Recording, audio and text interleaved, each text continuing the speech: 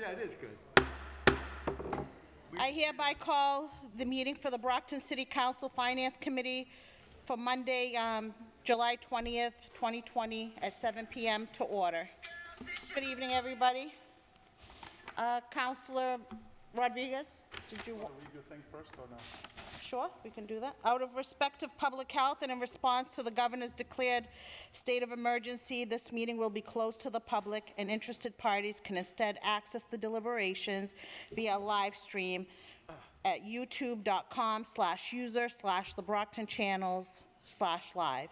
This meeting is being held in accordance with Governor Charlie Baker's signed open meeting law order dated March 12, 2020, which relieves a public body from the requirement of Section 20 of Chapter 30A that it conduct its meetings in a public place that is open and physically accessible to the public, provided that the public body makes provision to ensure public access to the deliberations of the public body for interested members of the public through adequate alternative means. Councilor Rodriguez. Thank you, Madam Chair. If I could, I'd like to ask for a moment of personal privilege, Council's recognition. recognition, whatever the new title is. Madam Chair, I'm asking for a moment of personal recognition to ask my colleagues here to afford me a moment of silence in honor of a man who was known as the little engine that could, someone who fought for equality and inclusion all his life. And I'm speaking, of course, of Congressman John Lewis, who just passed a couple days ago. I got to meet him in Atlanta a couple years ago and spent a great deal of time talking to him about the old days and the struggles that they went through for civil rights in this country. And our country is a little poor today for not having John Lewis in our lives, and for that I'd like to ask for a moment of silence, please.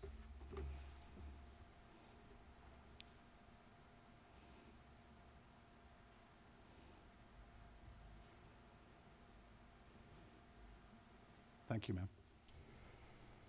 Amen. May he rest in peace. Councilors, good evening. Thank you for being here this evening. I know it's a warm one out there, but Council Chambers is nice and cool and comfortable. Madam Clerk, number 1, please. Ordered, that the Mayor of Brockton, pursuant to the provisions of Mass General Law, Chapter 44, Section 53A, be and is hereby authorized to accept the grant in the amount of $920,000 from the Commonwealth of Massachusetts Housing Choice Initiative Program. And 2, that the Mayor of Brockton be and is hereby authorized to expend and take such other actions as are necessary to carry out the terms, purposes, and conditions of this grant to be administered by the city's Department of Public Works. Invited Honorable Mayor Robert Sullivan, Troy Clarkson, Chief Financial Officer, Lawrence Rowley, Commissioner of DPW.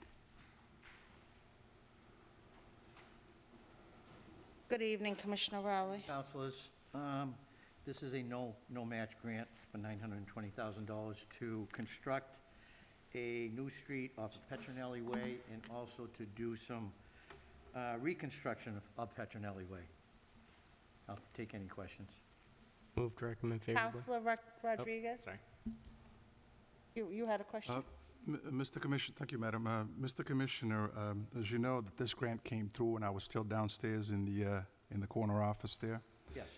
And one of the discussions that I actually had down there was with John Marion in terms of a group of Brocktonians that were looking into developing a little park to honor Marvin Hagler, since he was actually someone that trained in that gym up there. There's been a push in the city for us to do something for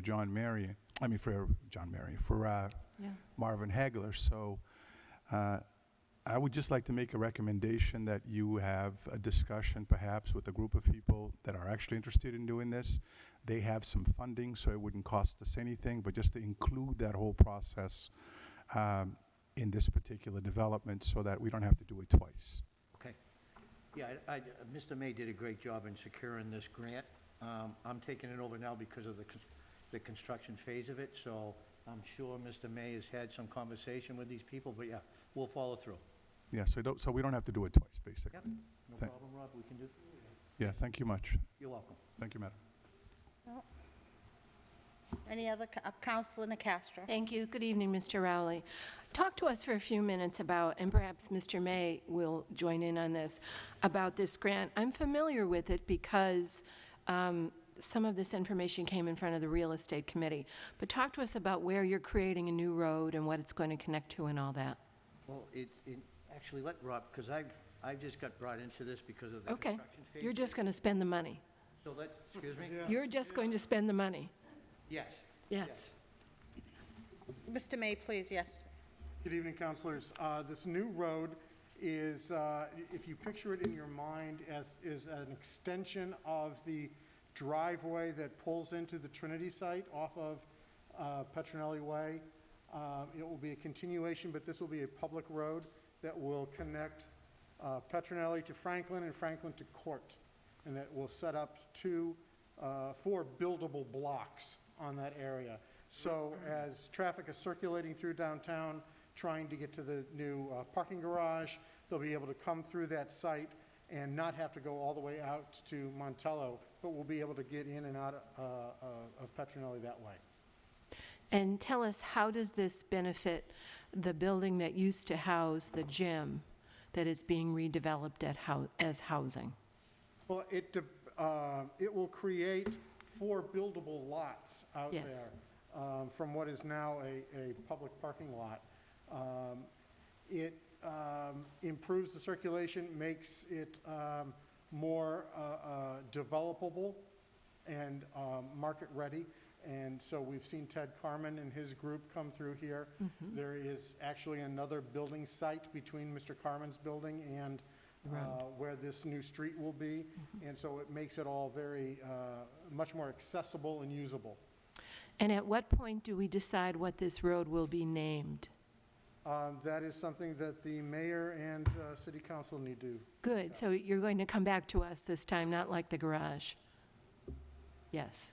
We'll have a say in naming the I road. didn't choose the name of the garage. I didn't either. How about that? What happened? But we will, when the time comes, our comments, our advice will be sought. I believe so. Good, that's really good. And in a perfect world, what do you envision those lots that you're creating becoming, 4 developable lots? The Brockton Redevelopment Authority is currently working with a couple of different development teams and is looking at developing residential, mostly residential on the inner blocks, and then some commercial on the outer blocks. Okay, If thank you. think of this new street as being in the inner block, the outer is Montello. Right. So it stretches all the way down. Yes. It will run parallel to Montello, won't it? It runs parallel to Montello. Yes, okay, thank you. Thank you, Madam Chair. Any, Counselor Fowle? Since my colleague from Ward 4 mentioned naming of the street, I just want to throw this out to my colleagues. I hope we'll do something historical. I casually mentioned at a Zoom meeting that I wouldn't mind seeing it named North Bridgewater Way or North Bridgewater Drive. I don't think a lot of people in the city realize that we used to be the town of North Bridgewater. That was the name of this municipality until we became the city of Brockton. So where this new road, albeit not a lengthy road, will be in the downtown area, people will pass by. It might be nice to have something historical, and if not that name, something more than just your average Fifth Avenue or whatever it might be. So, thank you. Counselor, if I may, we actually had been kicking around a couple of different names, and I can't think of her exact name, but she is a Keith, but over 100 years ago, born in the city of Brockton, and was a prominent female scientist when there weren't a lot of people in science. And so if I will remember that, and I will Cool idea. Google it and bring it back to you guys. Thank you. Thank you. Counselor Lally? Thank you. I just wanted to add to the list. Just throw out, Brockton also had one of the 2 first female state legislators, and going off of what Councilor Rodriguez mentioned, which I think is a more than valid point Lally about Street? Marvin Hagler. Yeah, right. No, you could name the road after Hagler as well. That's, another name to add, but North Bridgewater is a very good addition as well. I just wanted to throw those two in there. Thank you, Madam Chair. All set. Motion to recommend favorably. Second. A motion's been made and properly seconded to recommend favorably. All those in favor? All those opposed? Motion carries favorably. Thank you, councilors. Thank you. Madam Clerk, number 2. Ordered, that the City of Brockton shall accept a $200,000 40R Smart Growth Incentive dividend from the Commonwealth of Massachusetts and reinvest it in planning activities. That $100,000 of the 40R Smart Growth dividend be appropriated in fiscal year 2021 to Department of Planning and Economic Development.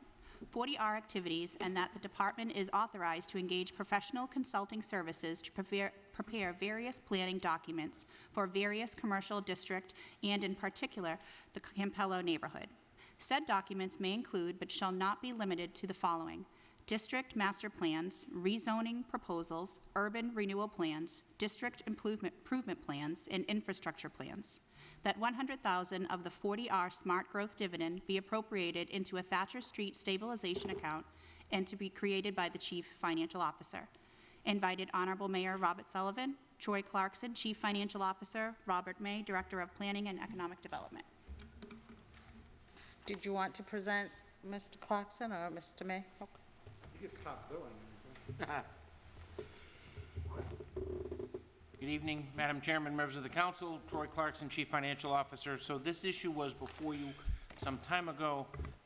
It went back to the drawing board at the request of Councilor Nicastro for some additional language, which is before you tonight. Rob May and I worked with the councilor so that we could make some of this money available for the purposes stated in the order. So it's a rework, and I'm happy to answer any questions that you have. Move favorable recommendation. Second. On the motion? Councilor Castro on the motion. Thank you.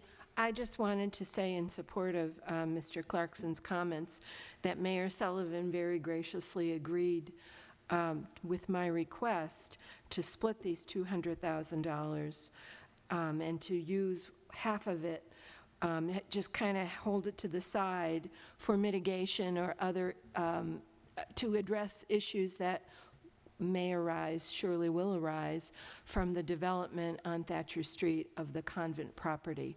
So we're going to hold it to the side.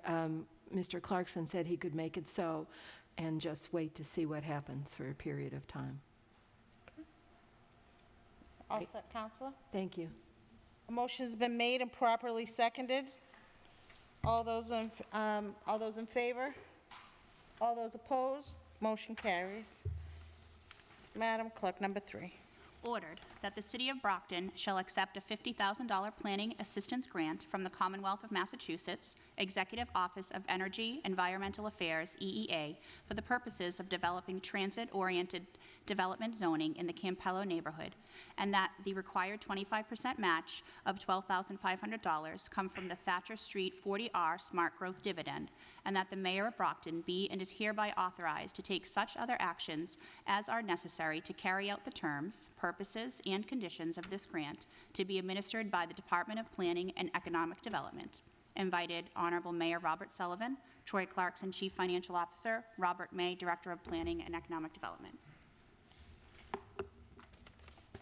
Good evening, Mr. May. Good evening. So one of the last things that happened before Shane O'Brien left was that he secured this fund from the Department of Energy and Environmental Affairs to address zoning and planning issues down in the Campello district. It is a transit-oriented area.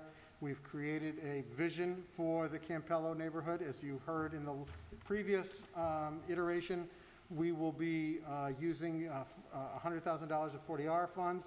This $50,000 will be matched by that and will take us a little bit further towards our goal. Thank you. Councilors, any questions? Councilor Thompson. Good evening, Mr. May. Just quick question about the 12,500. Would that be coming from the first 100,000 dedicated to the documents, or the second 100,000 dedicated to the The first stabilization? 100,000. The first 100,000. Okay. Thank you, Mr. May. That's all I have. Thank you. Councilor Castro. Thank you. Mr. May, just give us an idea of what you'll be spending these funds on. Well, as was outlined in the acceptance of the 40R funds, we envision bringing in a professional consulting firm to work with us on hopefully creating a urban renewal or a master plan, and addressing some of the zoning concerns that we need to address to implement the vision that was prepared with the assistance of the community. Okay. Why is it necessary, for the people at home, why is it necessary to go through the challenge of creating this master plan? Well, master plans, and especially when you get into revitalization plans, especially under Massachusetts General Law 121B, which is the urban renewal law. If you don't have, if you have a vision, but you don't have the document on how you're going to implement that vision, you just have a paperweight, basically. And the plans created under 121A are administered by the Brockton Redevelopment Authority, led by Robert Jenkins and a wonderful board over there. But they outlive administrations. It's a 20-year plan. The Redevelopment Authority is charged with implementing that plan in cooperation with the city. But it's like what we've done downtown here, is we've created a vision, we created the authority to implement that vision, and we've also worked with you all to create the zoning to help implement that vision, because without all of those pieces together, you just basically have an idea. And you need these tools to make all the things stick together. I don't know if the camera's on, but I'm doing that with my fingers. I got it. What role does a master plan play in helping you to obtain grants and other financial funds that will be used to finance carrying out your master plan? That's a very good question. When we apply for state funds, there's a general checklist that we have to go through. And one of the first questions is, does it comply with the citywide comprehensive plan? Well, we have a new comprehensive plan. Does this infrastructure investment or grant fund support the district master plan? Here we've got to check no, because we really don't have a district master plan. And so this is another one of those things that help us secure state funds or federal funds even, as we try to bring investment into the Campello and the southern Main Street corridor. So it's fair to say that these layers of plans and visions are all necessary to bring about the desired change. Yes, there is no one golden ticket, but it takes a whole layer of things to make it happen. And as part of preparing this master plan, creating it, will we be having any neighborhood or public meetings so that the residents can weigh in?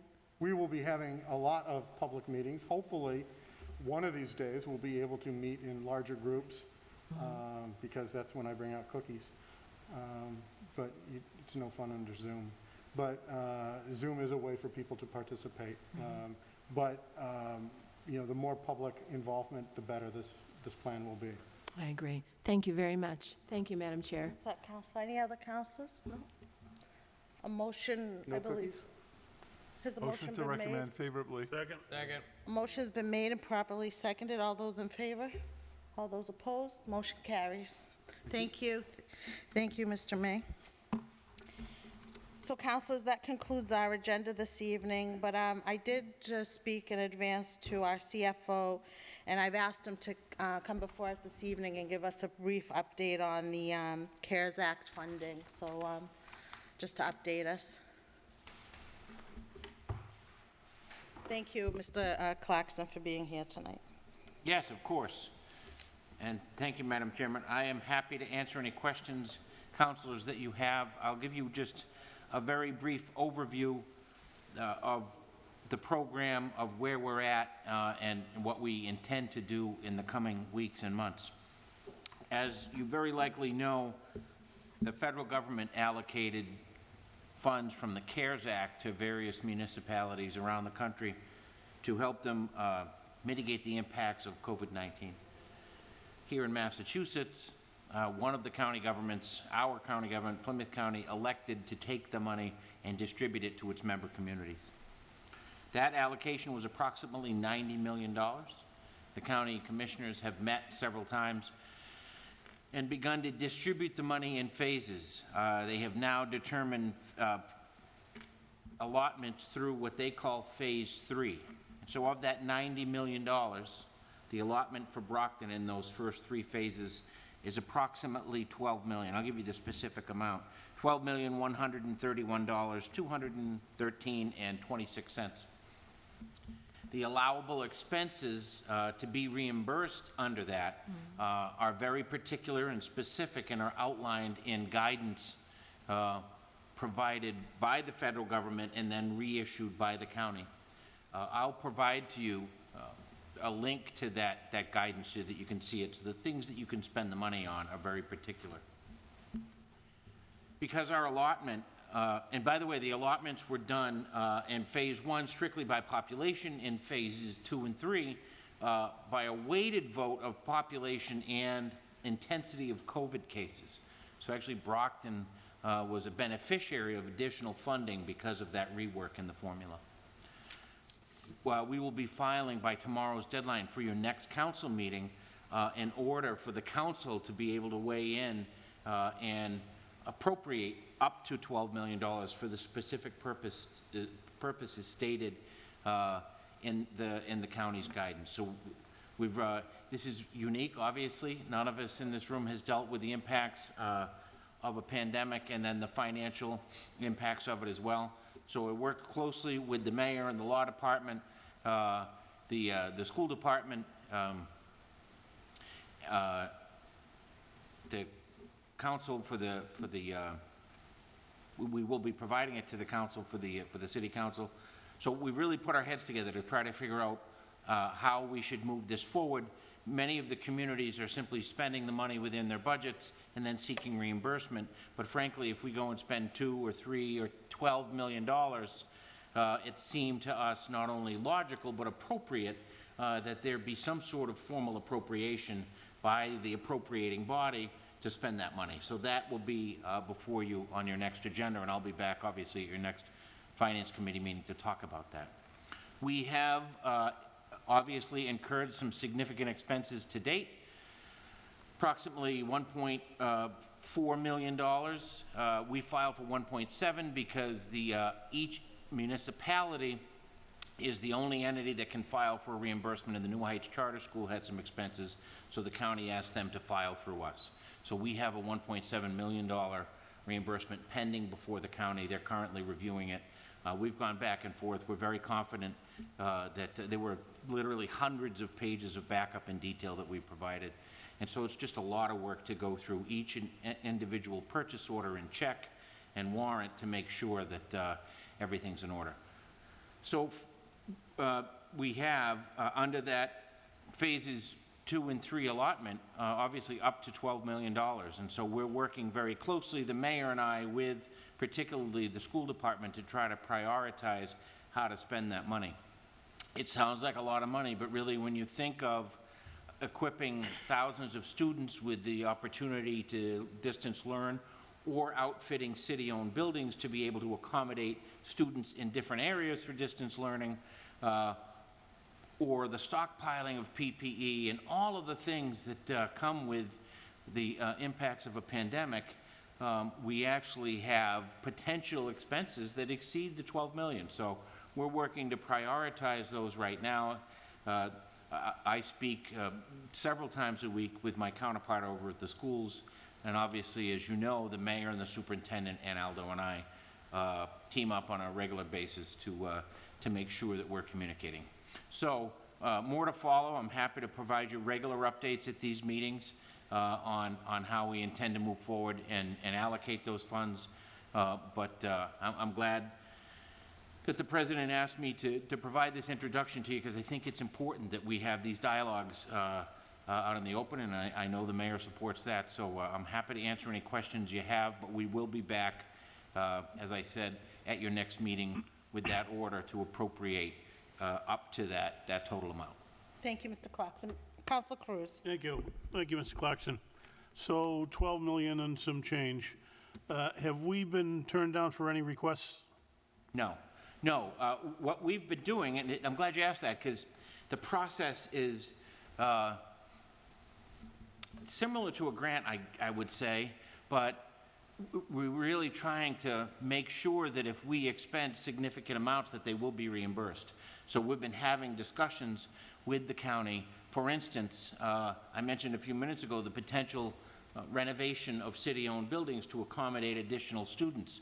That's a significant undertaking. And so before we expend $2 or $3 million on a city-owned building, we want to make sure that that's money we'll get back.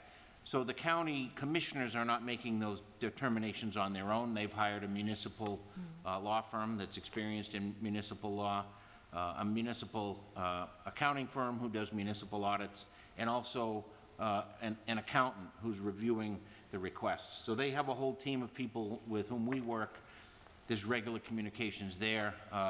So we just want to make sure that we don't get ourselves into a situation where we ask for something that's not reimbursed. So we haven't had anything that you've asked, is it going to be reimbursed, and they haven't said no at all? No. I mean, what they continue to say properly is that so long as the expenditure is for COVID-related purposes, that it's allowable. So there is some judgment. For instance, I know of some communities, not this one, not yet, but some communities that have purchased vehicles, but use them strictly for COVID-related purposes. Now, the rule is that the money, the stated purpose has to be continuous until December 31st. After that, at least right now in the guidance, that all bets are off. So if you buy something, you have to use it for those purposes until the end of the calendar year, and then you can use it presumably for general municipal purposes. So I think the things that we had in that original $1.7 million request were clearly, they were computers, it was PPE, it was masks, it was cleaning this building, overtime for employees related to cleaning things. So things that I think are most certainly unequivocally COVID-related. As we move forward, that's where we really want to be careful and make sure that we're in contact with them and getting feedback so we don't get caught expending money for which we're not reimbursed. And then the total amount, I think, is 93 million that the county received, doesn't it? It's just about, I'll provide, this is actually a county document that shows their allocations to all 27 communities. And what they've done thus far is allocated $50 million, $20,000, and they're saying they have $40,426,000. So it's about 90 and a half by this calculation. So that's my other question. So 40 million left, that'll go quick. Yeah, and so that's a very interesting future point as well, because the guidance from the federal government for the rest of that money, and I'm not privy to their conversations, but I will offer a hunch that probably why they're holding back some of that money is that if Congress passes some form of the HEROES Act, which is now being debated in the Senate, or may be debated in the Senate, it may include some form of revenue replacement, which the current money does not. And so that would be, I think, significant not only for Brockton, but for all of the communities. So, we don't know what the restrictions will be on the 40 million, because Congress can always change that. So right now, the rules are very clear, but they are subject to change. Well, my only worry is that 40 million gets taken by the 27 cities and towns in the county, and we still have the need, and the state made it clear to us that once the county took this money, that was where we were to get our money, and once that's gone, it's gone. No question about it, which is why we've worked hard to make sure that we use our current allotment of $12 million wisely, but use it for COVID-related purposes so that we don't miss out. What they have said, in fact, I was on a call this morning, is that, for instance, I'll just pick a random Abington, since they're at the top of the list. Their Phase 1 was 700,000, Phase 2 was about 700,000, Phase 3 was 136. They're not bound, if they didn't fulfill the entirety of the 700 in the first phase, that money does roll over. So they have at least committed to us thus far that monies that are not spent in those first phases will roll over, and that allotment belongs to... But I thought the money all had to be, it was all reimbursed money. It is. So if you've applied for 700, you've spent 700. Oh, yeah, absolutely. What I'm saying is, so Abington, if you add 7 and 7 is 14, and then another, so it's 1.4 million is their total allocation, right? If they only spent 200,000 in Phase 1, that doesn't mean there's 500 left on the table. They can transfer that over. So their total allotment thus far... No, maybe is I'm that total amount. misunderstanding. I thought you could only apply for what you have already spent to be reimbursed. That is correct, yes. So there wouldn't be 500,000 left over. You would have, to apply for that 700, you would have had to have spent 700 and show bills for $700,000. No question. Perhaps I'm not being clear. What I'm saying is, they had 7, well, let's use Brockton. We had 4 million in Phase 1. So far, we've applied for 1.7, right? So that leaves 2.3. So in other words, what you're saying is the formula they used allowed us to apply for up to 4 million. Yes. Exactly, which is why the order But that you you'll can see... only apply for what you have spent. It has to be reimbursed money, correct? Absolutely, yes. The municipality has to spend the money, then request reimbursement. Yes. Okay. That's what I'm a little afraid of the money running out, because, as I say, when the controversy arose about the county keeping it and doling it out, the state was very clear that when that money is gone, don't come back to the state for the federal money, that we're not going to get any. So, Which is why the order that will be before you seeks authorization up to that 12 million. So if we have the opportunity for some renovation projects or acquisition of items, that we have that authorization in place so that we can do that. And it still has to be within the stated purposes, so the Right. limits are pretty clear. okay. And interesting that New Heights is part of the city when it wants to be, but it's not part of the city all the time. Indeed. I'll leave it at that. Thank you, Madam President, Madam Chairman. Counselor Monahan. Thank you. Good evening, Troy. So you're saying there's 40 million that has not been allocated yet? Correct. All right, and so how, we have 12 million we can apply for. So is there a second round? Are they waiting till that, off the first amount of money they have allocated to run out, and then they'll take a second round to get to that 40 million, or how's that gonna work? So the 50 million out of the 90 that's been allocated is actually 3 rounds, and so the first 2 were for general purposes. The third round, they wanted to allocate specifically to libraries, senior centers, and veterans. So I actually had a Zoom meeting with those departments here in the city to brainstorm with them about things that they could be doing for which to seek reimbursement. So I believe at some point, the county will release the remainder of the money, but as I said, I believe it's likely that they're waiting for the next iteration from the federal government to see if they change any of the rules. Okay, so, all right, thank you, man.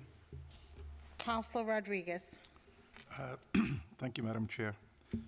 Troy, I just have a couple questions. Do you know, as you stated earlier today, we meaning Plymouth County was the only county that opted to go this route versus the other counties in the state. Do you know what other communities, for instance, the Lowells of the world, the Lynns of the world, are getting from the state for the same exact funding that we are getting the $12 million for? Or at least that we are able to get $12 million for? Specifically, no. I do have regular conversations with colleagues, but I don't believe, and I don't know this for sure, that the guidance from the Commonwealth is as specific and particular as this is, that each community has a specific allocation.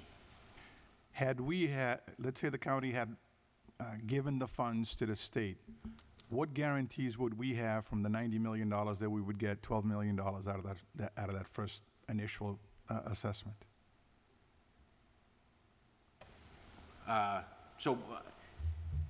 That's a somewhat difficult question to answer because I don't know. But I do believe that the structure that's been set up here by the county guarantees us the ability to get reimbursed up to a specific amount, which puts, I think, Brockton in a stronger position. Because I have it from a good source in the sense that I think Worcester, which is a community almost twice as big as Brockton in terms of population is concerned, that they're actually, their allocation was around $8 million. So if Worcester, which is almost twice as big as Brockton, is going to get $8 million from the state, and we have been told that we're going to get $12 million from the county, I think technically it's a no-brainer as to why some of us felt that perhaps, since the state hasn't really done much for Brockton to begin with in terms of helping us in funding, I think it was probably the right decision for the county to make in terms of taking care of the only city in its county. So $12 million in my book, I know I only graduated from Brockton High and the UMass system. I didn't go to Harvard or MIT or anything like that. But $12 million is a lot more than $8 million. I would say that's sound math, yes. What are some of the other expenses that this CARES Act allows the city to spend funds in? You've mentioned a couple things in terms of Phase 3. It has to do with veterans and seniors and things like that. But what are some of the other things that we can actually bill the county for? Did they give you a list of? Yeah, so they have pretty specific guidance, which again, I'll make sure I provide to you. But when City Hall was shut down and there was a thorough cleaning of the building, all of those costs, the cleaning costs, the personnel costs for the people that did the work on overtime, any of the costs that are reimbursable have to have been previously unbudgeted and directly as a result of COVID. So for instance, we worked with both the fire and the police departments to determine calls that they went on that were particularly COVID related.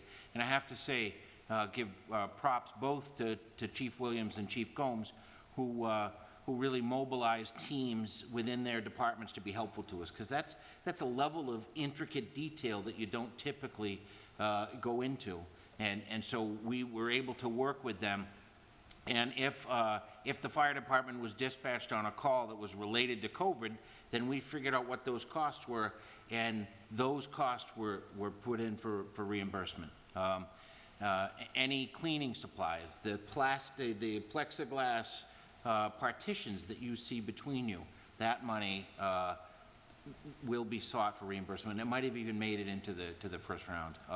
So anything like that, the security guards that you see in City Hall, but for COVID, we would not have them. Those costs are reimbursable. So certainly distance learning, and we're working with the school department, and they're purchasing thousands of devices to allow students to learn remotely. Those costs could frankly be in the millions of dollars. Those costs are reimbursable. So it's the allowed costs are very specific. I had a discussion with Councilor Mendez and Councilor Cardozo last week, and a question was asked about rental assistance, people that are displaced or in danger of losing their homes. We've asked that question of the county, have not received a written response yet, but so you can really think of, in your own lives, the tremendous impacts that this pandemic has had on your lives. And those impacts are similar for a municipality. And so each week on our department head call, both the mayor and I reiterate the importance of departments really thinking about what they're spending their money on and what could possibly be sought for reimbursement. What about community-based organizations that provide, let's say, adult ed and/or let's say an after-school program? Do you know, or could you check into it to see if there's a possibility of them providing some grants to these, let's say, nonprofit community-based orgs to be able to conduct at least educational pieces that we rely so heavily on in this community? Can certainly ask the question, yeah. That's not a question we have posed, but I'm happy to do so. And how comfortable are you that we will be able to build the entire $12 million by the time that this whole Phase 3 thing is done? I'm very comfortable that we have identified projects that meet or exceed that amount. We put the order before the council to give us the authorization to spend up to that amount. So, of course, the tandem question for that, though, is just because we have the authorization, we also need to make sure we have the cash flow to do that, because we have a city to run and money to spend in our annual budget, and we have to ensure that we have the cash on hand to expend to then get reimbursed. Even though it won't ultimately cost us money, we have to make sure that we can do that. So my team has been working on a cash flow analysis. I'm thankful when we were considering budgeting options before July 1st, we had worked on one of those when we were looking at the 1/12 budget or some reduced appropriation by the council. So we have a lot of that data that we've already gathered. Based on what we know to date, I'm comfortable that we'll have that sufficient cash flow. So if we go out and renovate an old school or another city building for $2 or $3 million, that we'll be able to expend that money while we wait for the reimbursement. From an accounting perspective, we've been working closely with auditing. Karen Praval and my department met last week with the assistant auditor and the contracted CPA to make sure we have a plan put together so this is accounted properly and that those expenses don't impact the FY21 budget, but are instead held in a separate fund that can then get reimbursed. So there's a lot of detail that goes with putting this all together, but I'm confident that we'll have the ability to move forward for most of that. All right, thank you. Thank you, Mr. CFO. Thank you, Madam. Councilor Farwell, followed by Councilor Castro. Thank you, Madam Chair. If you can believe the internet, Worcester is eligible for $16,388,350 according to the state, and their population is 186,000. So if we're 100,000 and we're eligible for 12.1, that's approximately, looks like the ratio is not sufficiently out of sorts. But since we've gone back and forth, and for the public and for me, because I didn't take enough notes, the maximum that we are eligible to receive is $12,131,213. Is that correct? Currently, but Currently. yes. We do anticipate, just by doing the math, that our total allocation under the 90 could be as high as 18 or 20 million. Okay. And I almost lost my train of thought for a minute. The 12 million, we are still in the process of going through phases to submit the documentation to justify the reimbursement. Yes. Okay, and there's a deadline, you said tomorrow, and that's Phase 3? No, the submittals are rolling. So we've submitted for 1.7. Okay. What we have done now that we know we have up to 12 million is trying to prioritize of all of the things that we could do within the rules, what's most important. And obviously what's emerging are ensuring that we have adequate space and equipment for learning for our students. And so I suspect that will take up a pretty large chunk of that $10-ish million that's left under this current phase. But as I said, I also met with Janice and with Paul and with David to talk to them about things that they might do within their departments. Although that Phase 3 allocation is small compared to the others, they've allocated $781,000 to try to make sure that we don't forget about our library and our senior center and our veterans. So we're really fanning out to try to maximize how we spend the money. If you have a detailed plan, can you project what your documented expenses will be? For example, if school is opening and we know that we're going to incur additional transportation costs, additional costs to configure facilities, Is that allowed, or does it have to be you pay first and then you submit the documentation? In other words, does the CARES Act allow for a legitimate plan to be submitted, giving the expenses that we're going to have to pay out? No, unfortunately not. The requirements are very stringent, and not only do we have to have spent the money, but in this first round, we provided the actual purchase orders, the warrants, the checks, so they're very strict, and understandably so, it's the people's money, about ensuring that not only was it spent on the proper purpose, but that it was actually spent.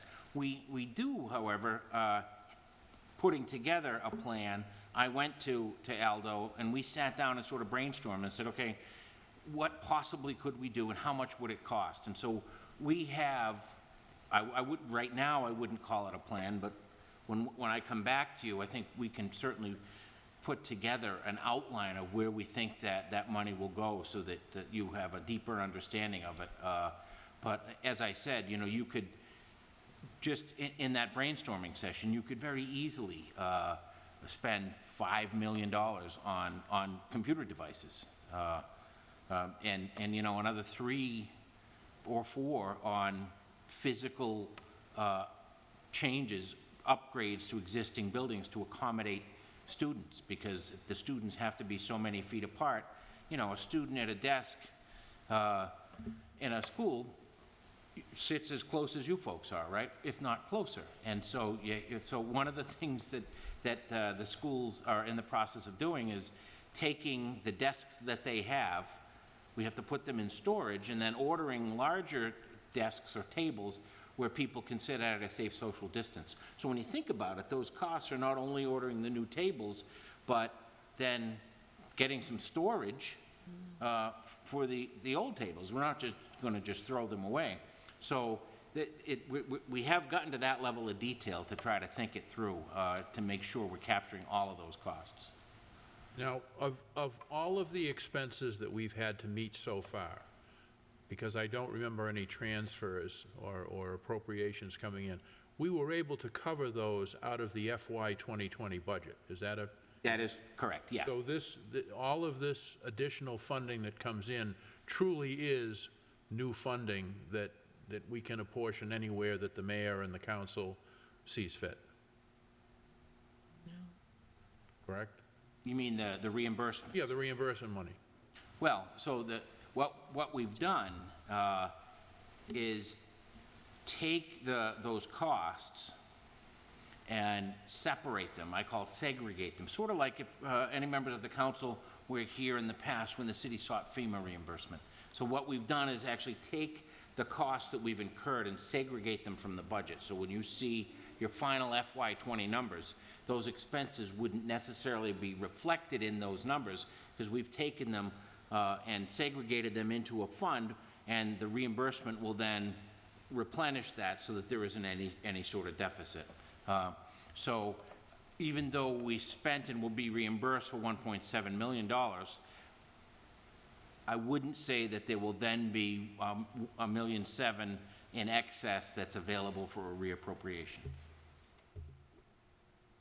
So in other words, and if this doesn't confuse people at home, nothing will, we have bills that we owe, and we've got to encumber an amount of money to pay those bills.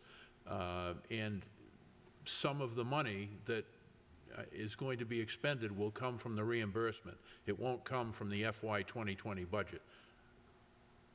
Yeah, I think that's a... Is that a fair way to put it? That's a fair way to put it, yes. Okay, but at some point, we will have a largesse, if you will, additional funds left over, and for my part, I hope we take care of the schools and staffing, but, okay, so we're eligible for, you would say, for up to about 18 million, and it's a rolling process? Yes.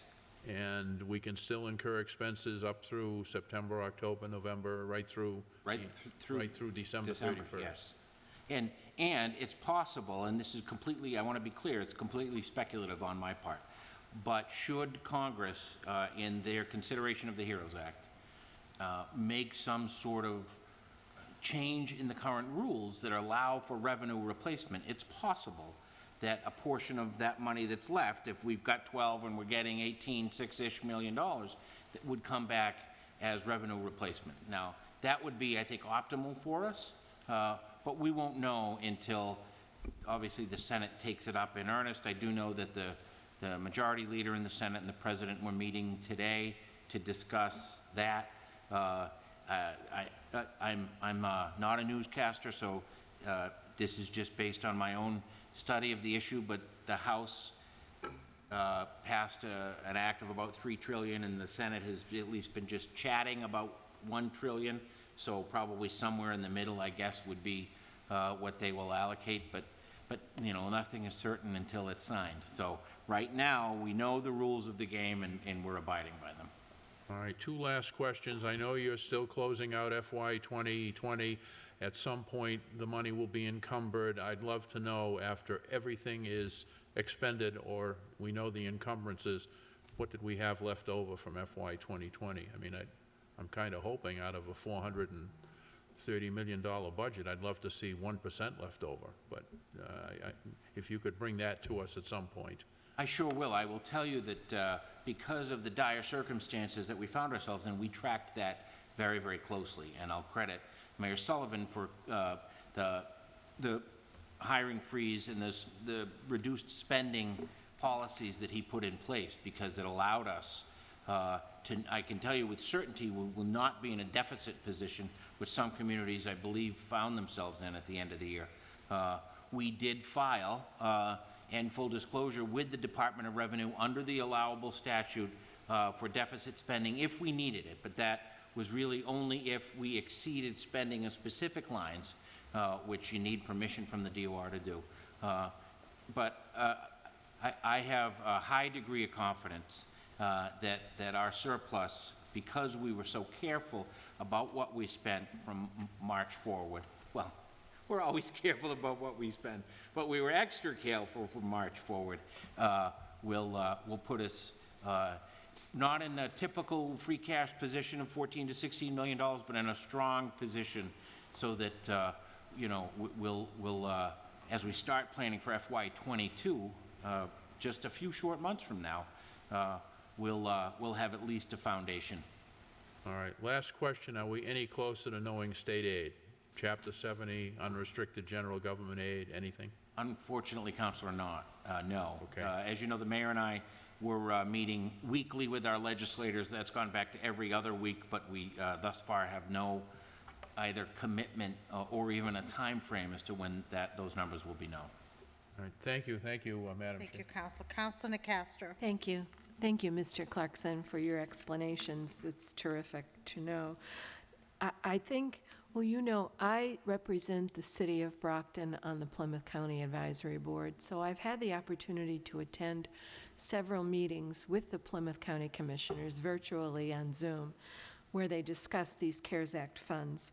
They've reassured me more than once that the $12 million that we speak of is really a soft cap, that if Brockton needs more than that and in reimbursements and justifies it, we will get more. They recognize that we are the big dog in the county. We're the only city among all those communities. We have the most need. We have the largest population. So I want to reassure everybody that more funds are possible if we have the need and we spend the money. And the other thing I wanted to comment on, you mentioned the criteria, unbudgeted and spent as a direct result of COVID.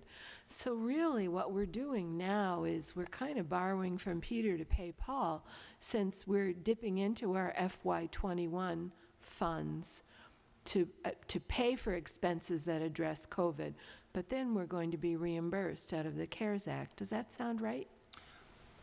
It would if we weren't coming to you with an order to seek the authorization to spend up to the $12 million. So, and that then speaks to the cash flow issue I discussed. So, you know, smaller communities that the town of, let's pick on Plimpton, you know, their total allocation was, in phase one was $130,000. And even though they have a small budget, that sort of expenditure could easily be handled within the bounds of their budget. But because ours is so large, and because frankly, the commissioners did see that this was a hot spot, and they changed the formula for Phase 2 to have that weighted portion of it for intensity of COVID cases, which steered more money toward Brockton, and rightly so. But because that number of 12 million is so large, I believe that it's appropriate to have the appropriating body weigh in on that. And so that we're not robbing from Peter to pay Paul, but there is officially on the books an action of the legislative body that says it's okay to spend up to this amount that's been allocated. We know we're getting reimbursed for it, but I think it's important, not just for good government purposes, but for transparency purposes, for there to be some action by this body in weighing in on that. Thank you. Thank you, Madam Chair. Thank you. Counselor Thompson. Good afternoon, Troy. Good evening. So a lot of my questions were answered in all the other councilors' questions in your explanation of the CARES Act. So my question, just quickly, we're in Phase 3. There's expectation for additional phases, obviously, correct? Yes, yes. And you were talking about a December 31st deadline, or so there's an expectation that all these funds would either be allocated or spent by December 31st? Correct.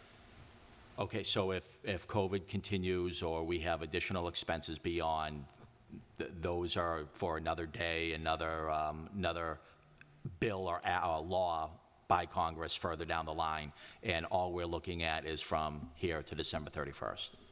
Yes, I would add, when that date was imposed,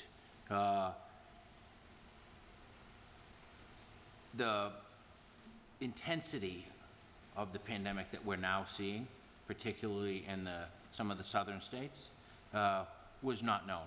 So I think it's a fair assumption, but it is an assumption, to assume that the federal government will make some adjustments and some additional appropriations to deal with the most recent developments of the pandemic. We can't be sure, but I think it's a fair assumption to say that maybe that deadline will be extended and perhaps there'll be additional appropriations made. But as of today, I can only report to you with certainty what we know to be the rules. And do you expect that the future phases will also be limited to specific departments, or can we expect, like, as you said, Phase 3 was the seniors, the veterans, and the library. Would you expect the additional phases to also have specific department categories, or go back to a general spending? My hunch, and I don't want to speak for the commissioners, but that they made that just so they offered a reminder to the municipalities to not forget those important departments, but that future phases will be broader, more general. Okay, understood. Thank you, Troy, for your explanations tonight. Thank you, Madam Chairwoman. Thank you. Any other counselors have any questions? I would just like to ask, I know I spoke to you about this, Troy, but can you give us briefly the formula, like, just so people at home know, like, how the county, like, what the formula was that they came about the numbers that they did? So for Brockton, well, I will tell you, in the first phase, they allocated $22,736,000 and change. Of that, Brockton was allocated $4,197,000. The next closest community to that was Plymouth at $2.6 million. In Phase 2, they allocated a total amount of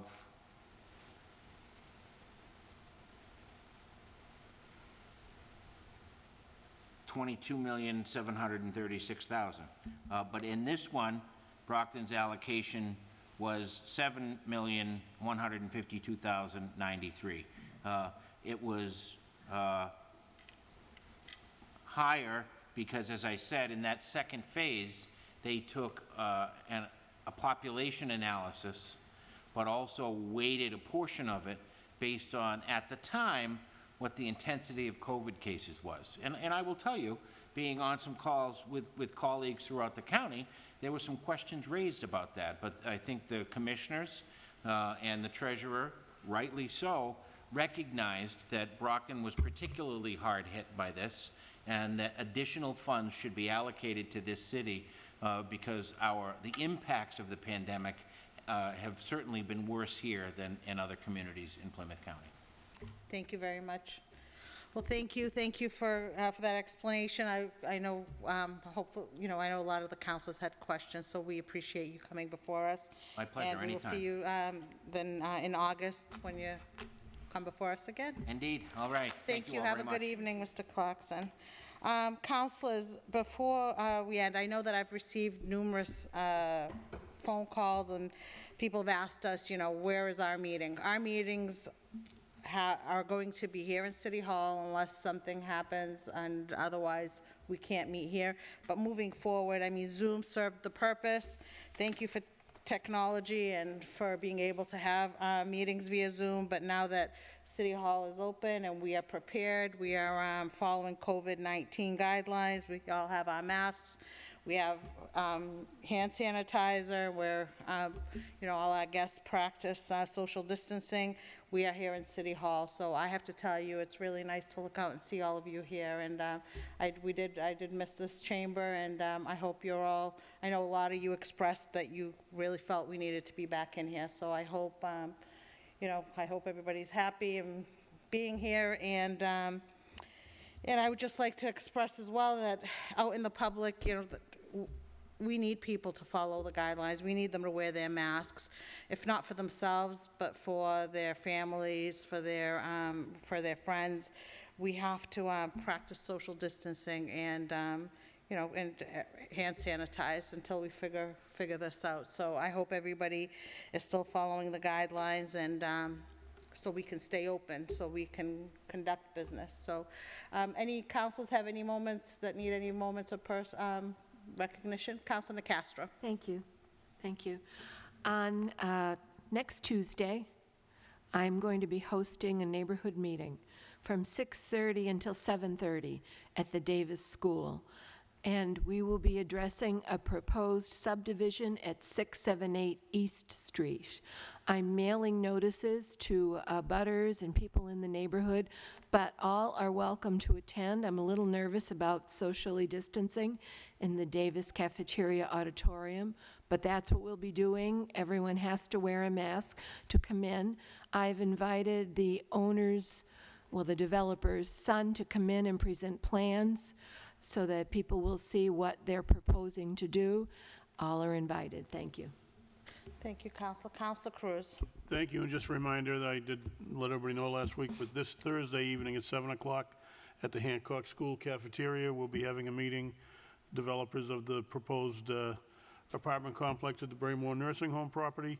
Masks are mandatory. We will be social distancing, and I hope you can all make it, because you will all have a vote on this when it comes to us. So 7 o'clock to 9 o'clock Thursday evening.